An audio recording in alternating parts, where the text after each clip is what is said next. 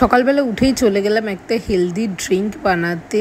আমলকি, গাজর, হলুদ, নিমপাতা, কারি পাতা সবকিছু দিয়ে একটা জুস বানিয়ে নিয়েছি মিক্সিতে দিয়ে। তো এটাকে আমি ভালোভাবে ছেঁকে নিচ্ছি। আর এই রসটা বাড়িতে সবাই খায়, পুচকুও খায়। আর এখন আমি খেয়ে নিচ্ছি রুটি আর আলু ভাজা সকালের ব্রেকফাস্টে। অন্যদিন তো আমি রুটি খাই না, কিন্তু আজকে রুটি দেখে আর আলু ভাজা দেখে এত লোভ হচ্ছিল, তাই ভাবলাম একটু রুটি আর আলু ভাজা খাই। তো পুচকু খাচ্ছে বাটার দিয়ে রুটি, আর আমি এমনি শুধু রুটি। তোমরা কারা কারা রুটি আলু ভাজা খেতে ভালোবাসো আমাকে কিন্তু অবশ্যই কমেন্ট করে জানিও। তারপরে তোমাদের দাদাভাই নিয়ে চলে এসেছে অরুণ আইসক্রিম, আর অনেক ধরনের অরুণ আইসক্রিম এনেছে। আমি দুটো আইসক্রিম খেয়ে নিয়েছি।